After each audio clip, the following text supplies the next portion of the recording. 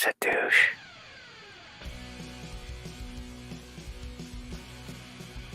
Hey everyone, thanks for joining us. The next episode of Red Valkyrie is about to start.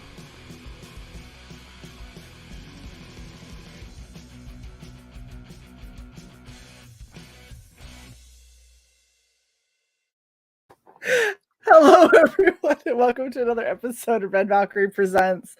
Fucking Alex, you did get that in right before I hit go, by the way. I can read. I can watch the screen. I hate you so much. Obviously, I'm here with my asshole co-host, CY. How are you doing? Your amazingly awesome, talented, and beautiful co-host, gaping Alex, asshole. aka CY.borg Valkyrie. We don't talk about what happens backstage. We don't have to, because apparently you out it right before we hit go. Shae's a douche. Oh, I'm doing awesome. How are you today, Shae? Frazzled. But we're here with the amazing creator of the buckler, Mr. Dillard Draws. How are you doing, sir? I'm doing great. Thank you for having me on. I appreciate it. Hell yeah. It's a very interesting looking book with a lot of grit, and I'm really excited to get into it. So before we do the obligatory, we have a sponsor and we want you guys to go use them. We have thank you for this. Thank you. That's perfect. You're welcome. Perfect timing. Perfect timing. I hit the button. It's already up, asshole. No, I had highlighted a chat. It's going well. TheDragonsTreasure.com. If you're into anime and tea, go check them out. Put in code Red Valkyrie, get 10% off. Yeah. Wow. They sponsor us. I have no idea of why at this point, but it's an awesome choice on their part. I used to wonder why, and then he came into our chat and he was just as bad as we are, and I went, this makes sense. These are our people. Yeah. Wait, our demo is the weird. That's awesome. Yes, have you met you? Right. I really hope our guest is drinking a beer, because he's gonna need it. I'm drinking Diet Coke, but I put it in a bottle. Because all I have is a 2 liter. I don't want to look like a backward slob, man. Oh, really? Come on, that's like a 1 liter though. It is a 1 liter. That's still socially acceptable. If I'm walking around with a 2 liter, people look at me funny. I bust out the 1.5 liter, and people stare at me and they're like, "Really?" I'm big. I don't know what you want from me. You remember that commercial when it came out back in the day? It was a commercial for like Pepsi or something, and it was Shaquille O'Neal. And it was like they had a focus on a small like a jockey, like a racehorse jockey. And they were like, it's huge, it's big, and then he goes, it's big to me, and he drinks it, and then Shaq's drinking it. It looks all tiny in his hands. He's like, yeah, it's my kind of drink. After that came out, I never went back. I always bought the biggest, most gigantic drinks I could find. Yes, I agree. I like the big drinks. Plus, you can mix liquor in them, and it's harder to tell because it's a very nice big drink. And so, Lion, fuck you. It's not a kick-ass costume party. You'll see it in a second. Maybe it's fine. It's close-ish. I'm sorry, Dillard. This is not a great representation of her, but it's the best I could do. I'm looking into my creativity mirror here. It's the exact same. It's like, this is how I came up with the idea. I put all this on and went, that'll work for a chick. I mean, it looked better on you than it does on me when I came up with the outfit. Oh shit. There was many 2 liters involved in that. It was all of the 2 liters and a little bit of something extra. No, I gotta use myself for almost all of my photo reference. Like, look, I have like a sheet here that I use for capes and stuff like that. Yes. I put it on myself and I set up the camera. Nice. For the girls and the guys. Oh, Eric, you bastard. Do I have dick written across my head? Like, that should be your number one indicator that it's not Cecil. Hello. All right, so let's show everybody here what exactly we're here to talk about. And before we do your pitch, let's watch your video, if that's all right with you, sir. That's fine with me. Did you remember to share audio? Yes. Ooh. Here, I'm going to tell you a story. A story you may not want to hear. A story that may hit too close to home. A story about a man who made the ultimate mistake, and a world that refused to give him a second chance. A story about the bastards that wanted him gone, and the love that he couldn't even contact. A story about the lengths a man will go to get back to the home he was forced to abandon. I want to tell you this story because you need to hear it. Because there's always a way back. But if you think it's going to be easy, you're wrong. And if you think you're ready for this story, you're not. Coming back is going to take everything that you don't want to give. And it's going to leave behind a trail of blood and bone. This is the story of the Buckler.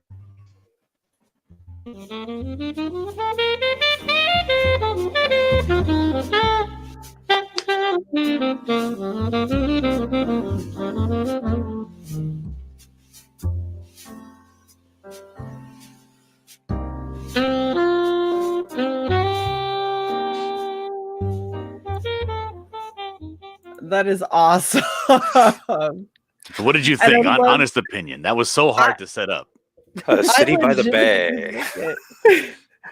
No, so the thing that I thought was hilarious is the second we start playing the video, you're like, "Where's my cigarette?" You just take a long drag the second it starts. And I was like, "Man, in character instantly."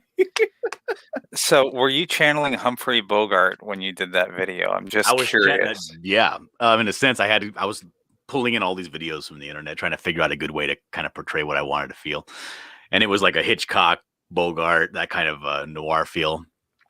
I liked it. It really felt it to me. Exactly. It reminded me of his intros to his movies where he's just sitting there smoking a cigarette. You got the slow jazz playing, and he's telling you about how some woman fucked his life. And there you go. They got so much great free jazz music on YouTube. I guess there's a lot of like failed jazz artists out there that want to give their stuff away. I was going to say that. To listen to it. Just anybody. It sounded like third grade me on sax. Well, dude, I have somebody who was supposed to do my saxophone intro. I don't know if you know him. He's Chester Busby. He runs Fanspeak over there. He does a drawn and quartered band edition. Yeah. And he plays saxophone. Like, that's his thing. And he was supposed to cut me a promo, and he never got around to it. And he got it to me like maybe 2 days after I finished the video and already posted it. Like, oh, well. Shae, can you swap our guest and me? So that I'm not running over the top of him. Oh, maybe. There we go. Since no one needs to see my icon. Yeah. Old enough. I know. I like how it feels like. How old are you people? Look, when you're a baby, everybody seems like they're old. There you go. I was terrified of turning 27 when I was like 14. Right. I'm like, I'm never gonna hit 30.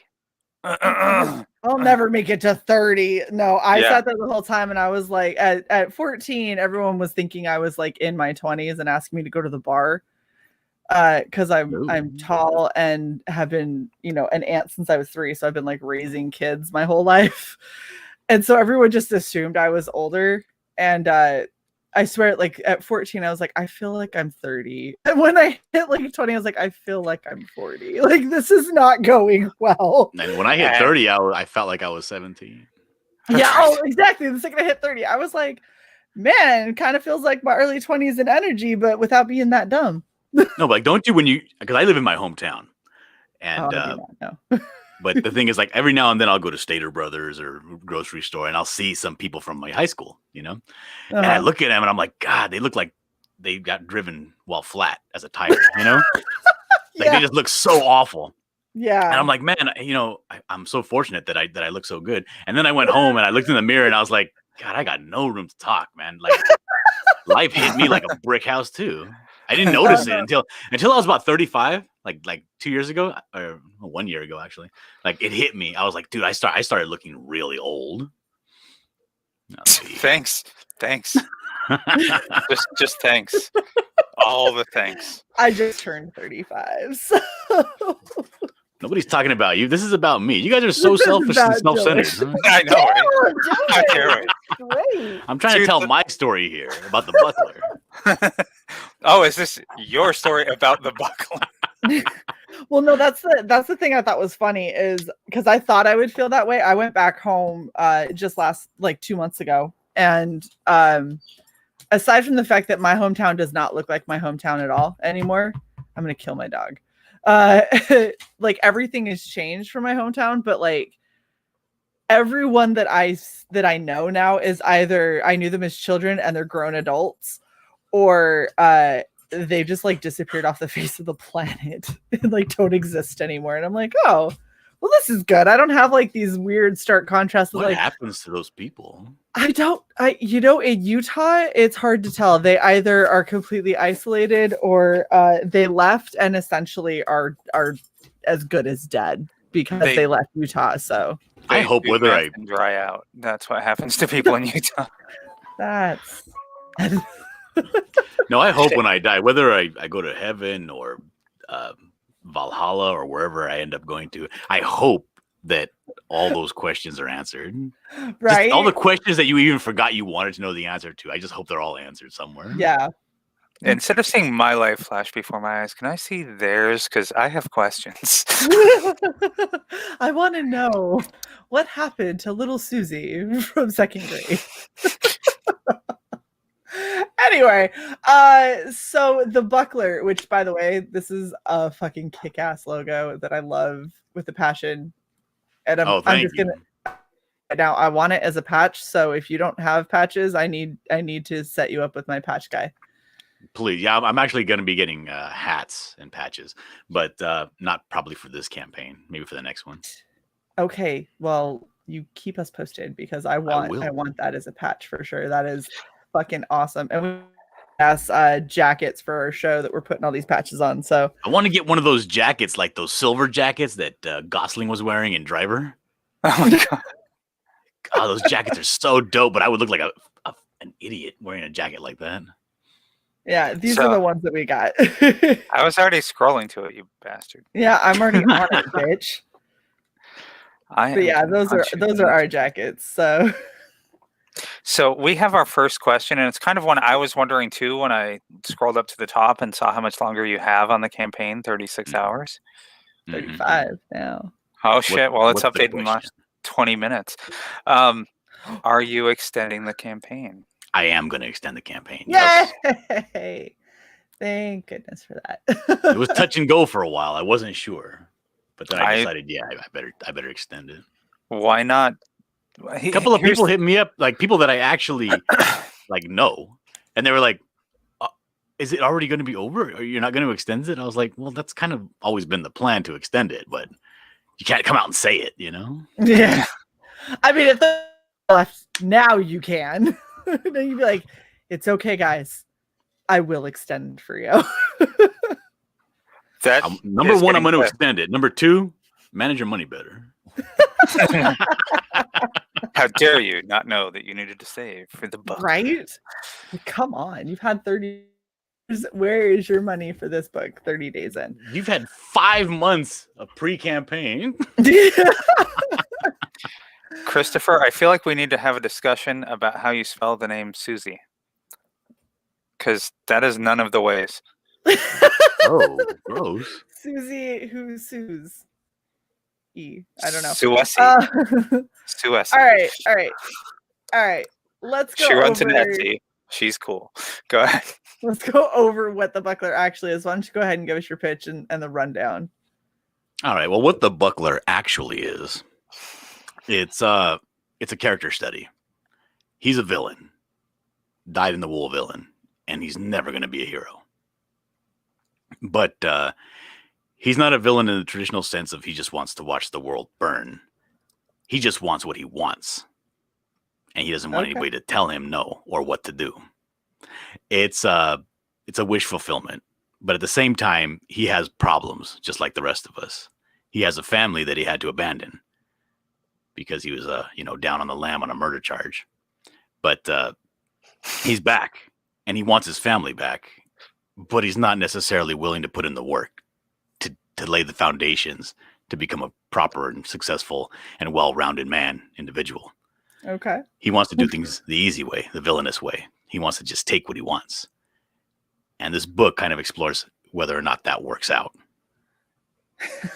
So I'm glad I did. The reason I started laughing after you said that he was, on the lam for a murder charge is I was just getting ready to type the second part of my comment, Shae, we're backing this. The second half was going to be, this sounds exactly like how I would be.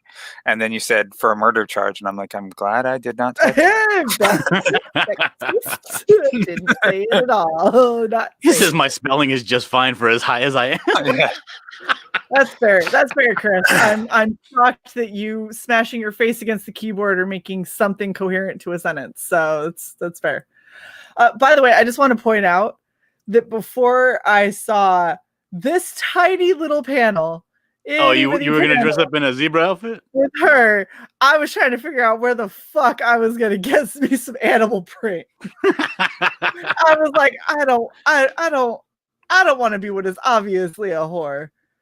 I really don't want to do this. Yeah, they're whores. What are you gonna do? They exist, It's fine. It's fine.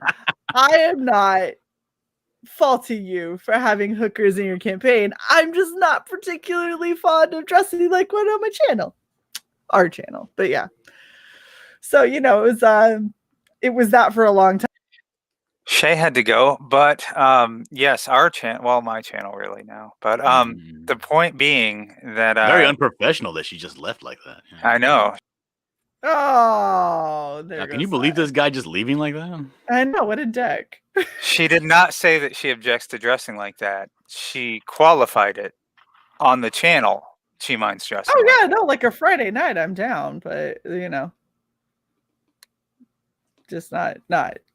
Plans made. I agree with Eric. You need to start doing voiceovers for other people's comics and stuff because of the voice that you have. Yes. What's wrong with my voice? Nothing. Do I sound like a cartoon character? What's wrong with my voice? Yeah, like my voice is raising the more you talk. It's awesome. Can you co-host? I certainly can. I'm free these days. Look. I like having you on. You seem like a nice guy. Don't make me have to cut you though. I'm just saying. Sorry, I shouldn't threaten the guests. She has X-Acto knife. She's like Smiller but taller. You bitch! Don't compare me to Smiller. Like 9 inches taller. Yeah. That's fine. All right, so you've got a couple of pretty cool perks. So let's go over them so people know how they could back you. No, Phil, he's drinking out of bottles. Bottles, not cans. Bottles. Did you see those huge cans? Yeah. Go ahead. Yeah. Sorry. All right, so you have your digital buckler. This is pretty self-explanatory. Just a digital version of the comic, yes? Absolutely. And how many pages did you say this was? 50. Nice. So what are you filling the other 2 pages with? That's my question. What? Because it's going to have to be 52. You have to do it in multiples of 4. Yeah, it's going to be back cover and that kind of stuff. I got a lot of promo pieces that I had to do. So yeah, and what? People have been actually asking me because I haven't actually. This is like a phenomenon that happens, right? You don't get fan art if you draw well. Yeah, because nobody wants to try that. Right. Everybody's like, if you put a book out there and it looks real crummy, you get a bunch of fan art of people. They feel really comfortable, They're like, oh, this is a cool concept. I could do that better. I could do that. I could put my own little spin on this, But I've actually started getting a few pieces, and some of them are super hilarious. I love them. But so I'm thinking about putting a page with some fan art in there too. Yeah, I think that'd be awesome, especially because I've seen some of the fan art that people come up with, and you have really interesting looking characters. I'd like to see what other people came up with too. Christopher C, thank you for the $5 for a trashy trash. God damn it. The Soul Ion says, I'm glad you went for the makeshift neighborhood kids hero costume instead of the animal print dresses. I don't believe you. Yes, there it is. Thank you. Thank you for the I cover things in order. My apologies.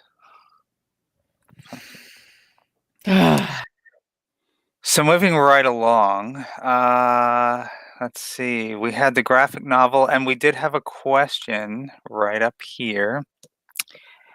Is the ash can only available on that single tier? Yes, As in, did you put it in the back end of Indiegogo as an add-on so they could add it on to any other tiers? I did not. No, I only have 20 of those physically. So wow, I'm limiting that to 20. So there you have it, So iBorrow. if you want to get that, there's only, I think, four or five left. 4. Oh shit. 4 left. 4 left. There's now 2 left thanks to Shae, but I'm saying you buy comics. Jesus, it was a compliment. What a bitch. But yeah, this is it's the thing is, this is my first foray into comics. I wanted to actually put a book out there. We did a campaign, like and a conglomeration of little short stories. Mm-hmm.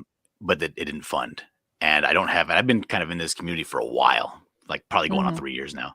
And I don't have anything out there except for that ash can that I did for my friend. And that buckler ash can that I have there, it was something I did for one of my buddy's campaigns to help him out, just as an extra perk for free. But I was like, you know what? I got to print it out physical. He gave me a bunch of copies. I'm like, okay, I'll put these on there too. Because it's kind of like the origin of how he became a villain. Yeah. Because he used to be a hero. He used to be like a Phoenix Jones style, walking around town, saving cats and out of trees and stuff. But this book, the ash can, kind of shows how he became a villain. Now, when we get to 5,000, I'm actually going to include the ash can content, not the separate book, but I'm going to put it into the main story, and it's going to be colored. So, and it's going to have a couple of extra pages.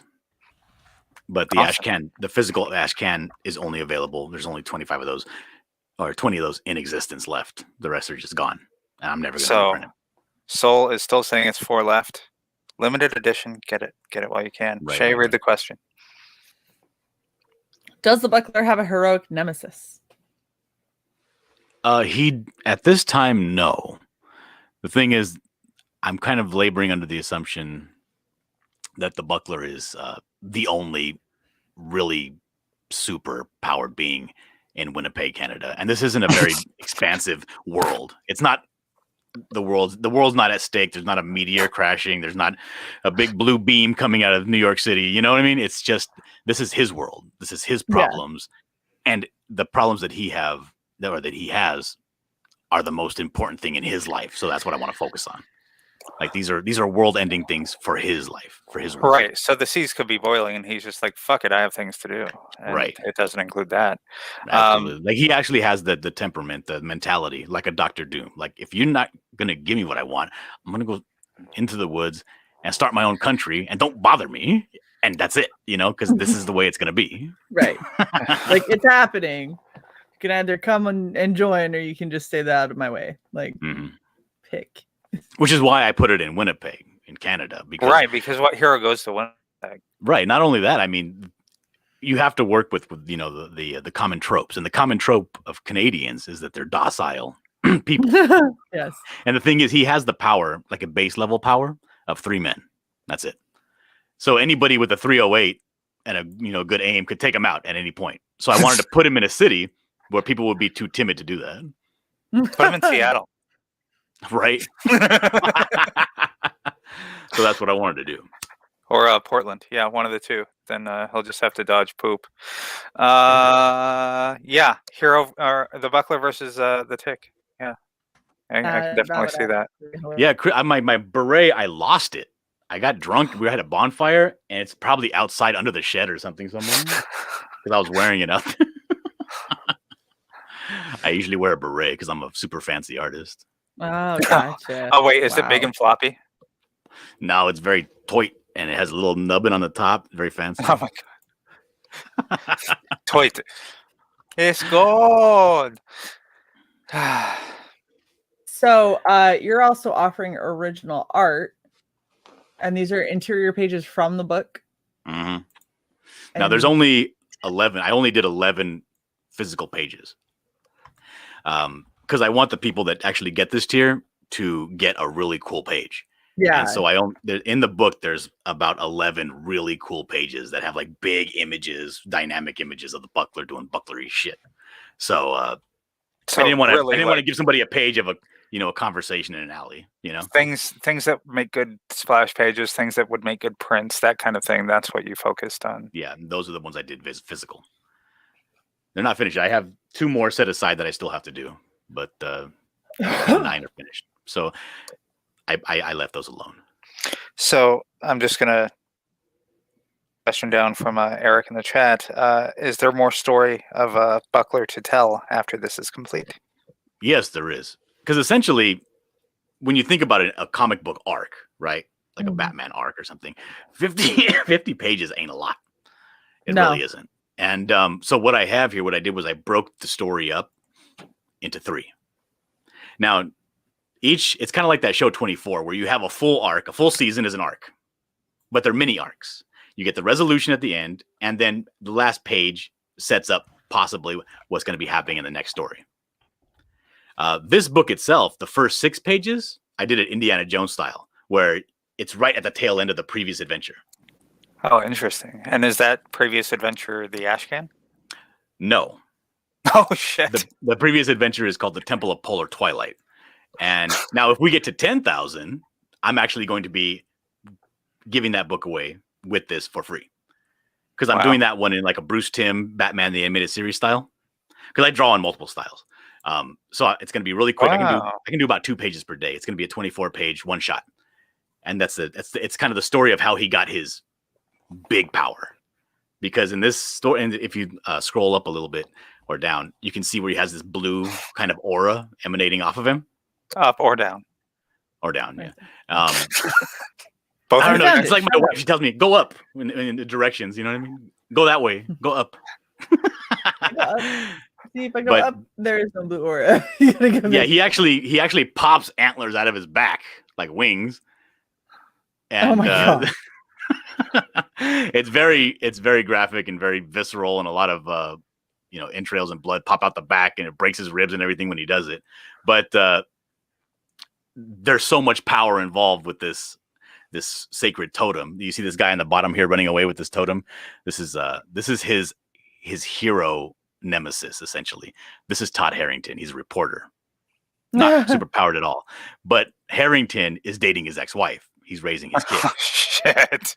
And Harrington is an all-around good man. This is the problem with the Buckler. Right? The Buckler has such spite for Harrington because Harrington got his life together early, whereas the Buckler's a case of failure to launch. He was 30 years old, living with his mom, going out and playing superhero in the streets. You know what I mean? Whereas Harrington was already an established reporter by the time he was the same age, had already been to Iraq and Syria and all this stuff. But Harrington's not only that, he's also a good man. And he's kind of like the Buckler's, almost like his Jiminy Cricket, because he has a relationship with him, but he hates the guy to his core because he's everything he's not. Not only that, but he's plowing the wife that he still wants. Exactly, yeah. Like there's a scene in this book where the Buckler has Harrington in his because the Buckler runs a bait and tackle shop. That's what a day job for a he has him in his he has him in the basement, and essentially he's talking to him. He beat his ass. He has him tied up, but at the same time, Harrington feels for him because Harrington was also the guy that exposed him as that murderer that we had to skip town for. But he's telling him, essentially what you should do. Stop doing this. Get your head up. Fly right. But the Buckler just can't. He cannot abide somebody telling him something even that he knows is correct. He's one of those people that will fight to the end out of spite. Okay, I have a question. If it's spoilers, fuck it.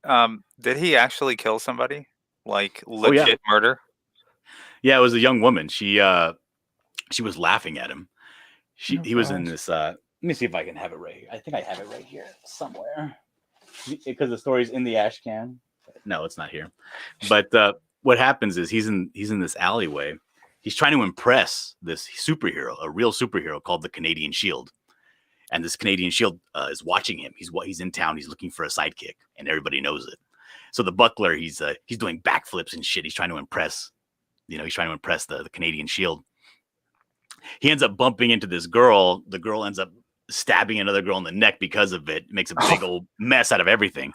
So the Shield has to come down and save the whole situation, and essentially tells the Buckler, "You're a piece of shit. You're never going to be a hero. stop what you're doing. I don't ever want to see you wearing a cape again. Rips the guy's cape off his back, wraps the girl up in the cape, and takes her to the hospital. When that happened, I mean, this was the guy he idolized. He used to walk. He had the same colors. You know what I mean? His sidekick colors and everything. And he used to idolize this guy. So what happened was he had a little bit of a psychotic break when he got dressed down by the Shield. He wasn't himself. And literally dressed down. Right. And what happened was there were some girls taking out the trash from work. They worked at like an Applebee's or something, and then they were in the alleyway taking out the trash and they saw what was going down and they were cracking up. They were laughing at him, and he couldn't handle it. He was like, who the fuck are you laughing at? You cow, I'm a goddamn hero. And he chokes her to death. So a very lovable main character. Awesome. He chokes her to death. He's walking away. He's stumbling. He's throwing up. He can't believe what he just did, and he ends up leaving town. But because Todd Harrington, knew that this whole superhero dynamic thing was going on tonight, he was actually, in the alleyway photographer, taking pictures and shit. So he had to expose the buckler for the piece of shit that he actually is. So your main character, let me just recap. Your main character turned from potential sidekick of, is it the Canadian Shield, the Crimson Shield? What is it? The Canadian Shield was the hero. So that's very familiar with me. Was that on another campaign? Was that your buddy's book? Okay. That's my buddy Rick Piper's book, The Canadian Shield. Okay. Yeah, I thought so.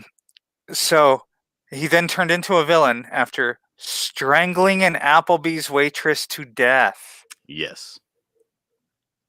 Wow. Well, not Applebee's, Snapple Teas or something, whatever we call it. Hooters. Canadian Hooters. Yes. Shae, I left a question up on the screen for the last several minutes. I was mortified by the story. I was observing what was happening.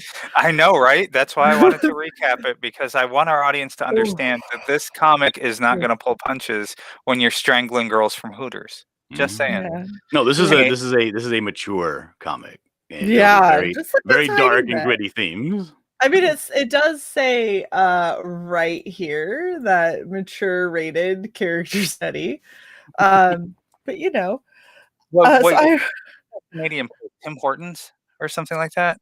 I'm sorry, I didn't catch the beginning of that question. Canadian place that's like as big as Denny's up there, isn't it? Like Tim Hortons. Yeah, he says tell the folks. Yeah, they got all kinds of variations of Tim Hortons up there.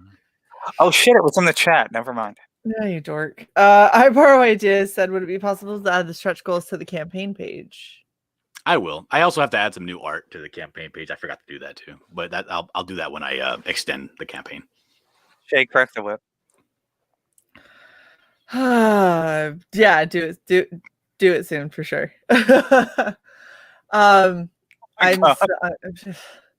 There's those are antlers covered in blood coming out of his back. Yeah. Yeah, it's kind of an homage to the album cover, "Flesh of My Flesh, Blood of My Blood" by DMX. Okay. Does he actually invoke this totem on purpose, or is this something that just happens? It just happens when it's almost like a berserker mode when he gets to about 15% health. Oh, awesome! Because he gets into a brawl because they're turning the entire city against him, and he gets into this big, massive riot brawl on the middle of the Esplanade Real. The Winnipeg Bridge, and he's getting stabbed and shit, So when it gets to a point where he's about toast, they actually it kind of activates to protect him in a sense. But when he's done with this little outburst of energy, because this is the first time he's experiencing it. Mm-hmm. I mean, essentially, it puts him out like for days. Oh yeah, so like a berserker, as it would. Yeah. So he doesn't have he has about 3 times the resilience of a normal man, so he's out regardless. I mean, his ribs are broken out the back. Like, yeah. So does he get super healing, or is this just him done for the next year because he has to? Well, he'll be in recovery, rehab. Like there's a physical therapy and everything all over again. It's like, yeah, it's like buckler number 2, rehab. Traction. Show him with those like parallel bars trying to walk again. PT. His wife is crying, clapping for him. You can do it, honey. Yeah, I'm still gonna go home with this other guy though. Yeah, you got Harrington on the sidelines going, "Yeah, you can do it." But the thing is, Harrington's such a good guy; he would be on the sidelines. I know. And you're like, I'm just leaving. You'd be like, "Fuck you, Harrington!" He's trying to take a step, and he'd be taking hate steps, like, "Oh, I'm gonna get to the end of this and strangle you like a cooter." I'm gonna share something real quick here. This is a page from the book. This hasn't been colored yet, but this is, you can kind of see how big and imposing. He's about 6'6", 330 pounds. Nice. And this is a full-grown man next to him, like 6'1", 6 foot. This is Reggie. This is one of the Antifa style characters. He's part of he's part of this group called the Gateway 4, which when the Buckler left, the town still wanted like little pretend heroes. So they don't have any powers really, and they kind of they come in and they're like they have sponsors by Pepsi or Coke or whatever, and they're essentially the heroes for the town. Well, Harrington calls them up because he doesn't know any better, because these guys are actually super crooked and they're into like trafficking and stuff. But he calls him up and says, "Hey, the Buckler's headed to my house. Can you come and dissuade him?" Essentially. So they do. They set it up so he's like, don't make any fuss. Your daughter's in the window right there. She's watching. Don't do anything stupid, So he agrees. He's like, okay, I'm not going to do anything. So this guy's all up in the Buckler's face now because he's feeling emboldened. And he's like, well, what are you going to do about it, tough guy? Why don't you get the fuck out of here? So the Buckler's like, okay, I'm going to leave. But before I leave, let me reach over here and flick you in the nuts real quick. So he does that. I'm sorry. He cup checks him? He does a cup check. So, but the thing is, the Buckler's super, right? So he doesn't do it very hard, but just because he's super, he just ends up exploding this guy's testicle, right? Oh my god! You have the X-ray vision. So then this guy's here on the floor and he's crying, and the Buckler's essentially telling him, "Hey, you shouldn't have talked your shit, asshole." So. So Zayd, it really is, Phil, just like you after a No Nut November, because I guarantee you that guy lying on the ground is totally spent right now. Yeah. He's not thinking about sex for a long time. Shae, hand turkey. Just saying. Yeah, so I Borrow Ideas wants to know, are you going to do a hand turkey stretch goal? And I love this because they keep bringing this up to people who have absolutely no idea what that is in reference to. A Shae, while you need back, to upload some of your art. I've got it up here. I just don't. To StreamYard. I know. Okay, so John, we'll fill you in on this shit. Right. Long story short, I got roped into drawing a shit ton of hand turkeys because I said I can't. The ones where you put your hand on the paper and you trace. Literally, yes, okay. And then make them into other things. And I'm trying to find some. Oh fuck! I have a whole folder of this shit. Yes, you had Shae's handturkeyemporium.com. I did for a while there. So I'm gonna just share the whole fucking screen. So we've had a plethora of hand turkeys that we've done. That one, Cecil. With the crooked nipple. The crooked nipples. Cyber Frog, Nightcrawler. We've had all kinds of ridiculous ones that have come about where we've started doing other people's characters, like Ketsy and all that, Lug, whatever. So yeah, this is one of the ridiculous things that people have started asking if I'm going to do stretch goals in other people's campaigns to do a hand turkey.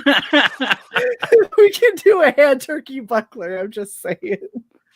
And eventually, I'm not against the idea. Yes. Eventually, so we have our merch store, and I'm not even remotely kidding. I'm actually going to have these like plastered on, like that repeat pattern that you have on pajama bottoms. So it's going to be repeat patterns of all of these hand turkeys and a pair of sweatpants that people can buy. because who knows? If nothing else, I will own one pair. Shae, we have a request to put them on our website. Just saying.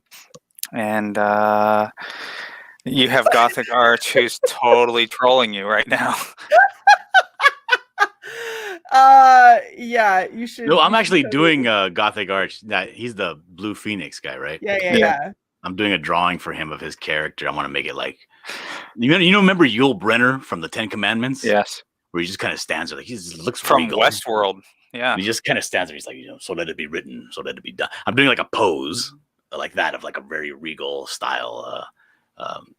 What is his character called? The Blue Phoenix. So it should be pretty that would be the character. Yeah, and he's like completely trolling Shae from what you said at the beginning of the stream that you don't want to do fan art of something that when it's drawn well. So he's like, yeah, that's drawn so well. I'll make a fan art of that. I'd love to do some fan art of it. Don't worry. Look, I thought I had the hand turkey market cornered, and then I had Luke do a drop bear that was actually really fucking awesome. And who else? There's another person who has like a lot of famous people who have done hand turkeys for him, and he has like a collection of them from like, I don't think he has one from Stanley, but from people like Stanley. So, apparently my hand turkey idea is not original at all.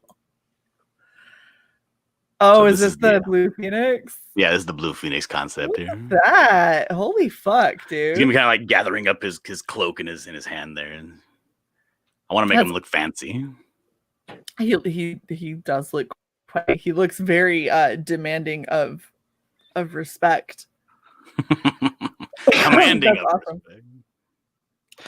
So I think we had a suggestion. It's scrolled off by now, but we had a suggestion for an alternate name for the buckler, Ballbreaker. Ballbreaker. No, his name's the Buckler. It's not going to be anything other than that. It's not going to be the Cuckler. None of that stuff. I don't know what you guys are into. Ballbuster. For some reason, people really want a Cuckler spinoff, and I don't want to do that.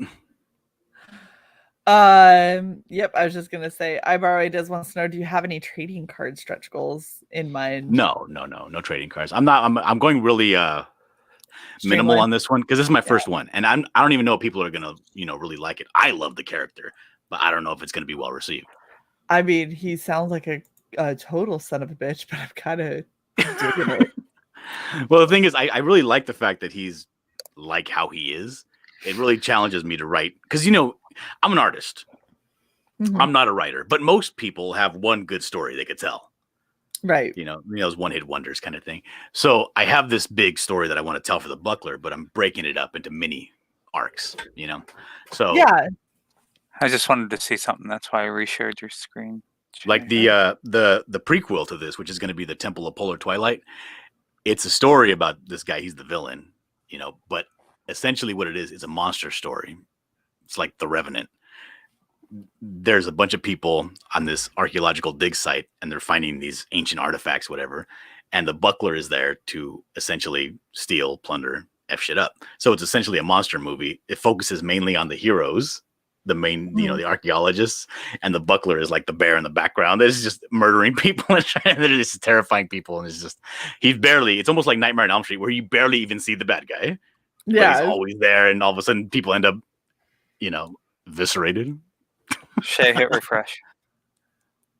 Right. Woohoo! 4432. Nice. I like it.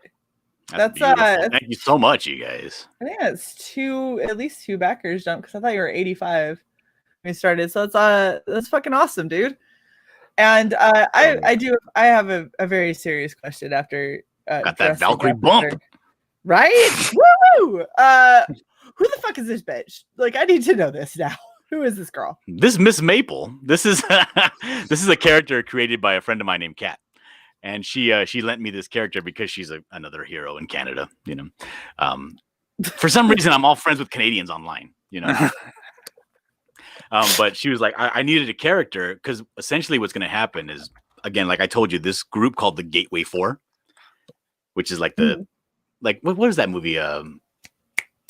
With that hero movie with Ben Stiller, Mystery Men. Mystery Men. Yeah. You remember that? Remember Greg Kinnear's character? Yes. Where he's super. These people aren't super, but they're like that. They're just essentially they go around doing PR and that kind of thing. Well, they needed an actual hero because of the Buckler situation happening in their town, so they conscripted her from her town, which is Toronto, and they need her to come and help because she actually does have powers. She can. She's almost like a Storm character, but in wind only.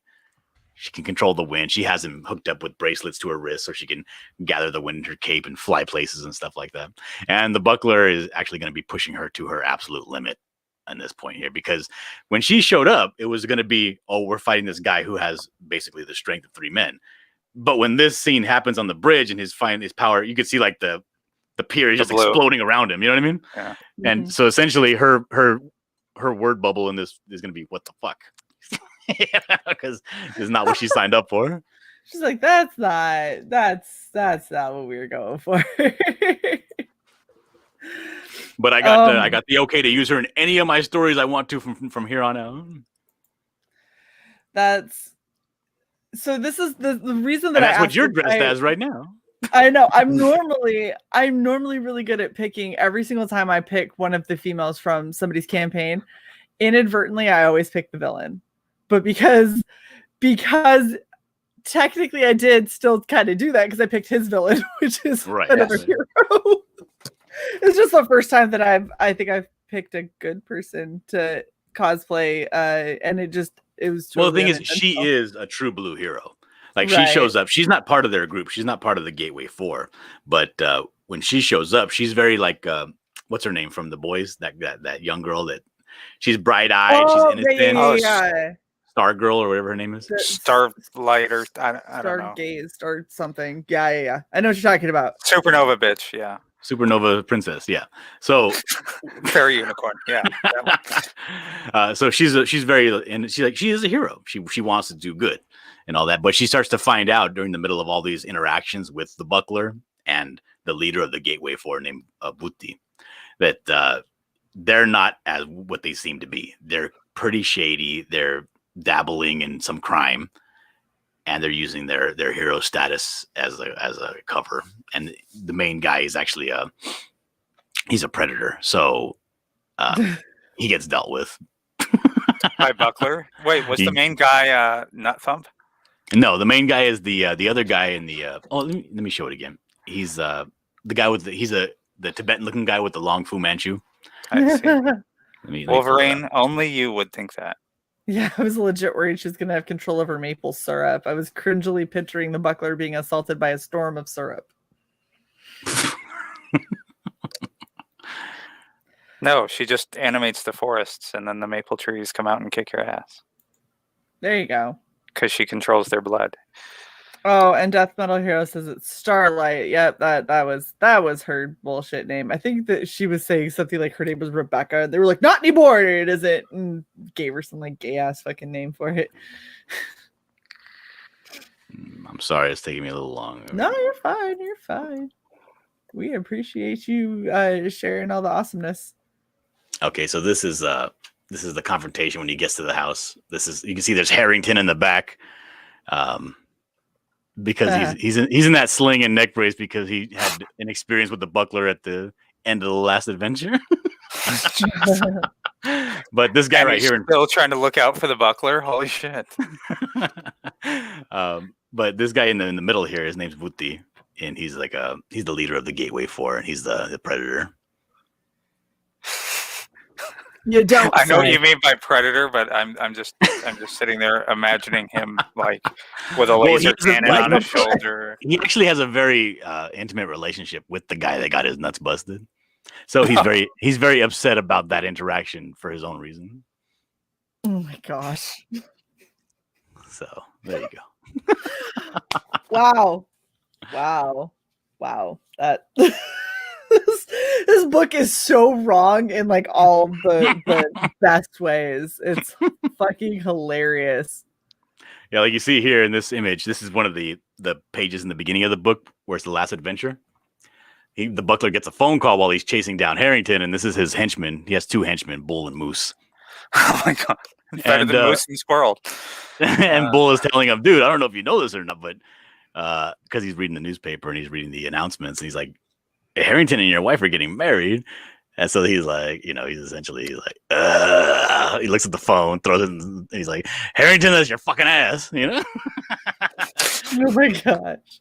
So he's chasing down Harrington, who's already flying away in a helicopter, and he attempts to make a leap of about 100 yards. Oh, jeez. and then it doesn't show whether he makes it or not. But as you can see from the after images with his neck brace and broken arm, that he does make it. The buckler reminds me of what happened if you put what was his fucking name, Clancy Brown in Highlander. God damn it, I just had it. Oh, and I wanted this one so bad. This was the because essentially when I created the buckler, he was like a mix of Javier Bardem and Ed O'Neill from Married with Children.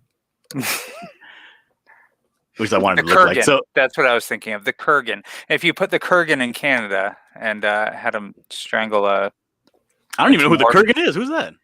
You didn't see the original Highlander movie? No, I didn't watch that movie. That movie looked all like old and sepia. It was from the 80s. It's not the Kerrigan, it's the Kurgan.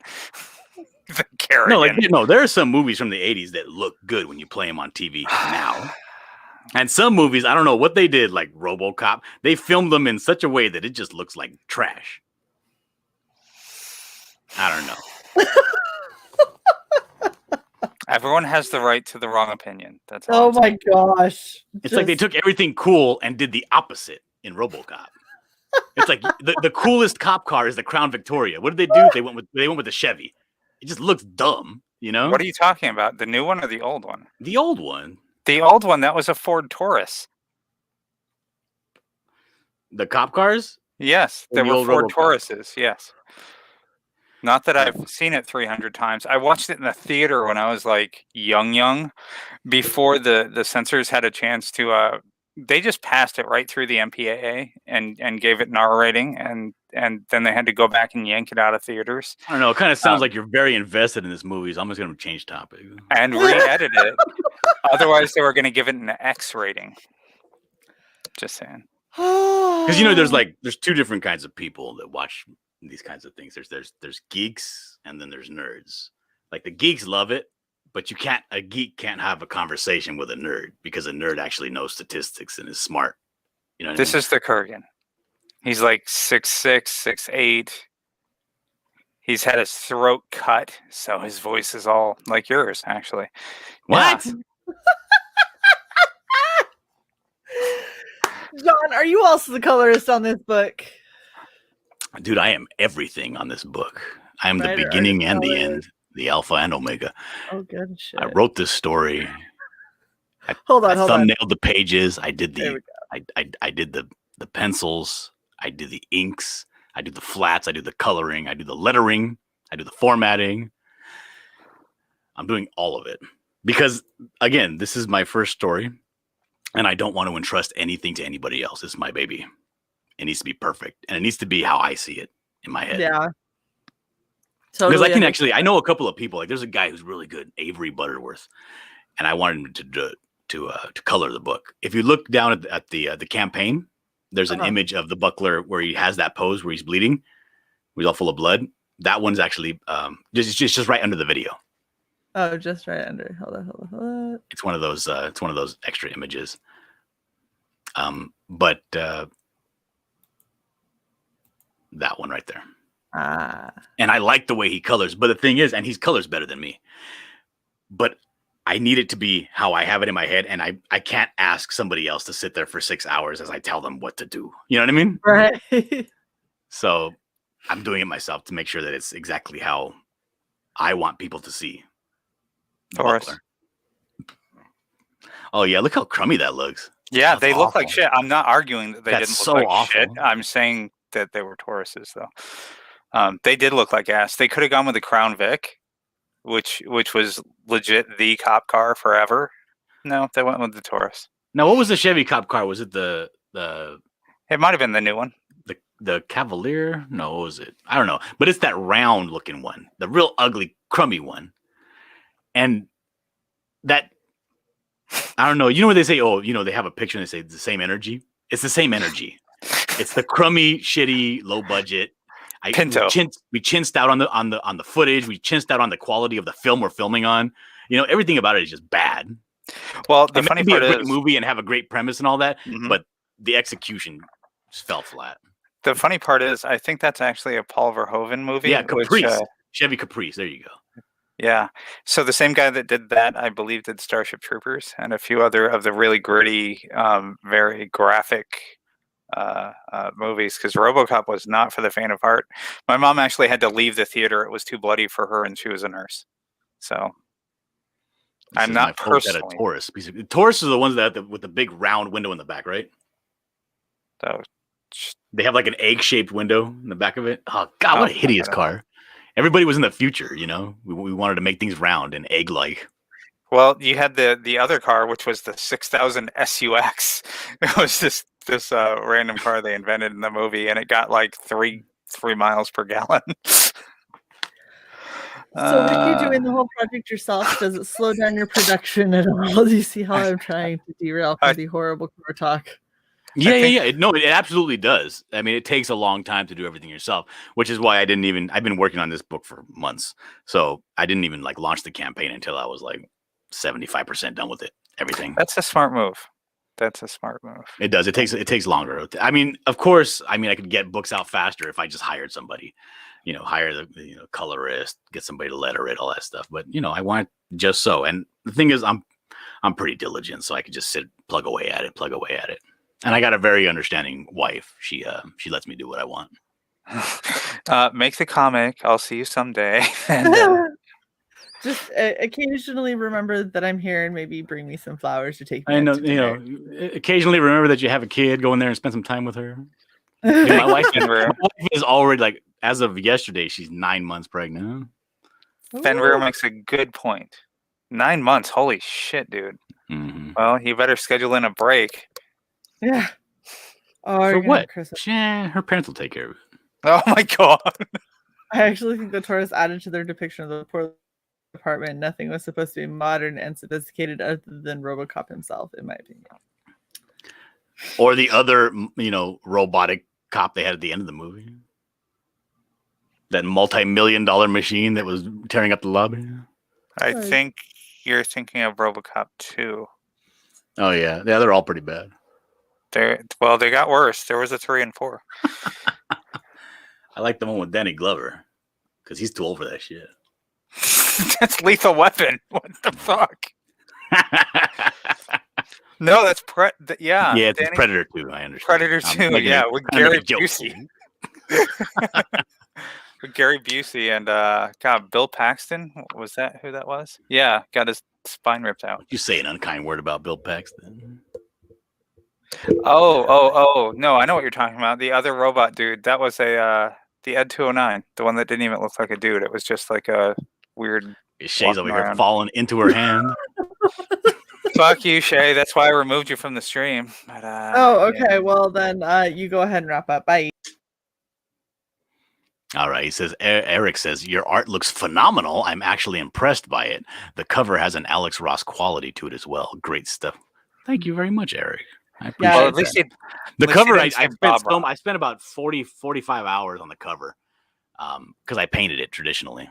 It's acrylic paint, and that's actually up for sale in your campaign as well. It's the last perk that we never ended. That's the biggest tier. How much is that, Shae? $1,000. I don't know what we're selling. We're selling RoboCop here.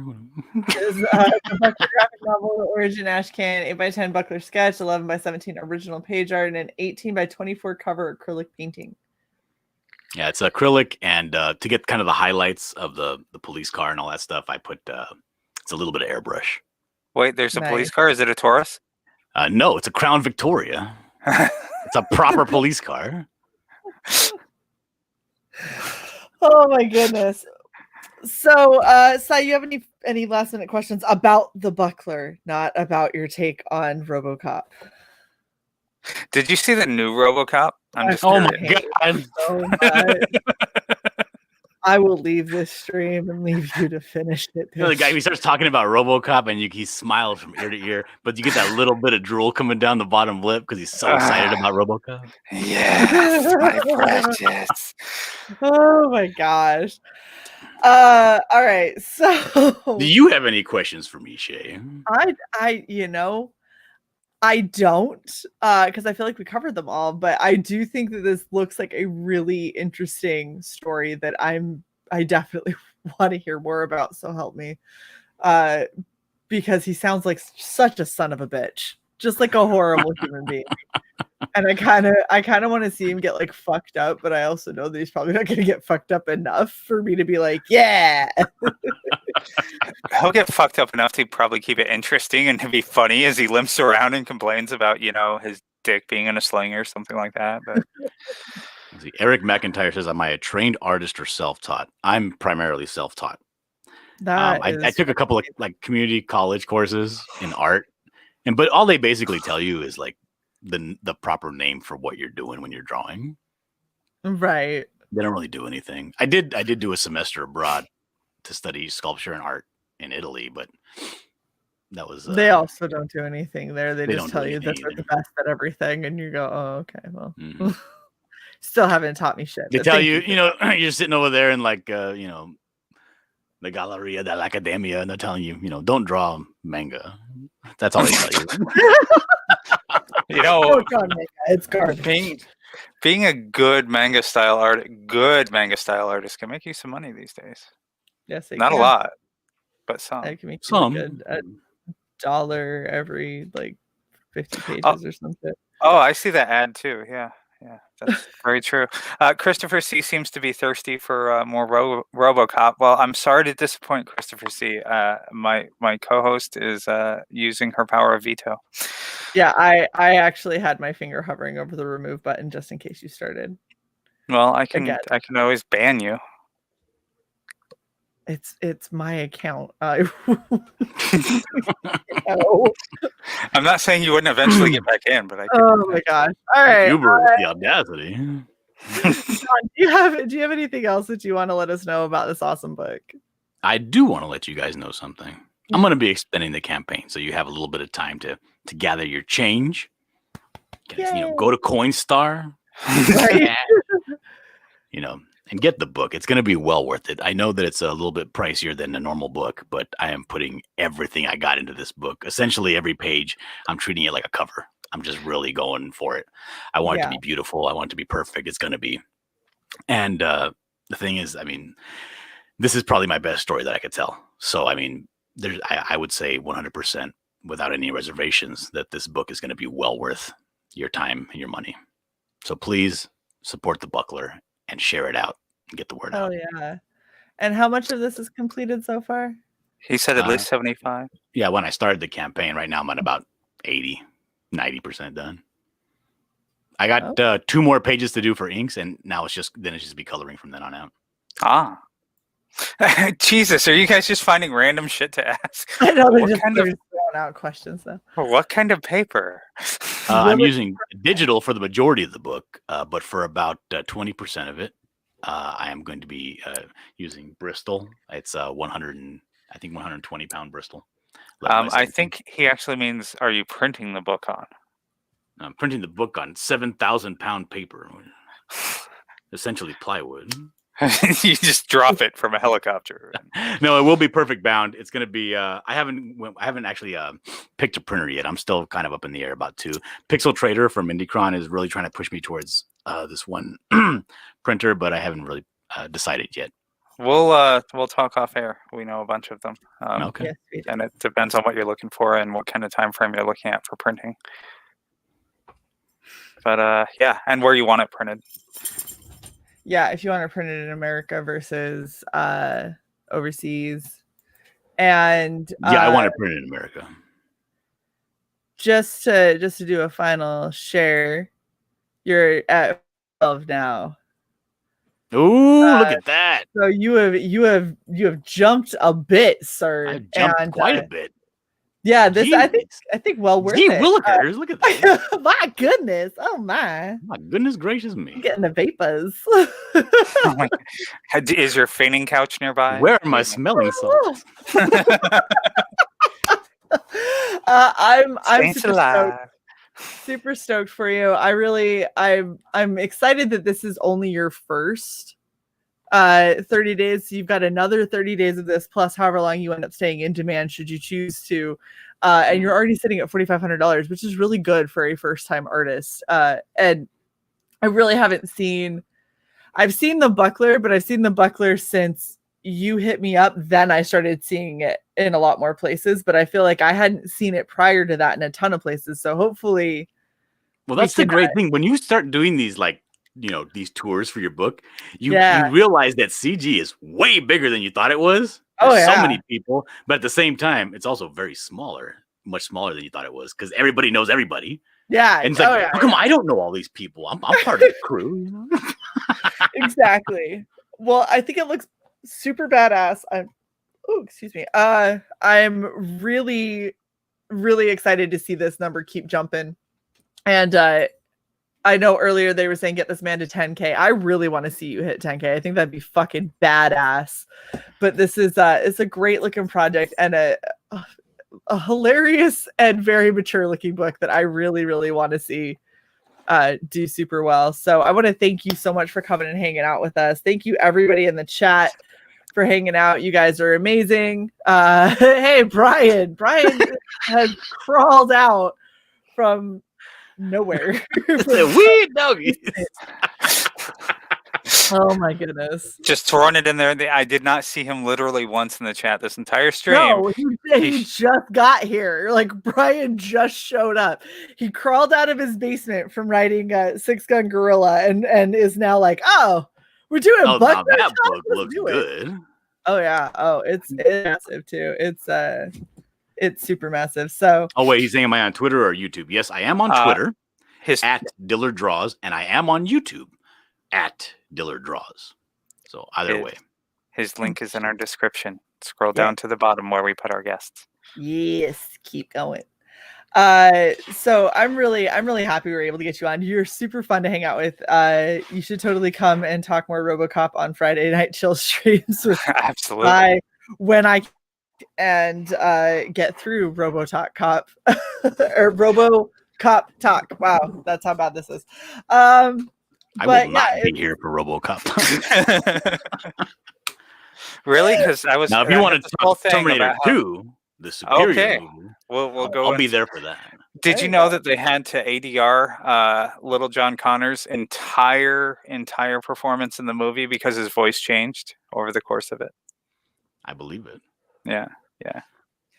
And it still sounds like a squeaky little punk bitch. Anyway. Okay.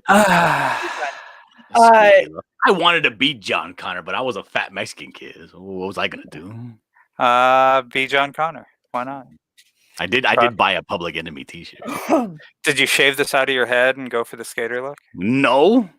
My dad would kick my ass. I had that haircut for so long. Oh my god. Say, what are you, one of those gays? One of those.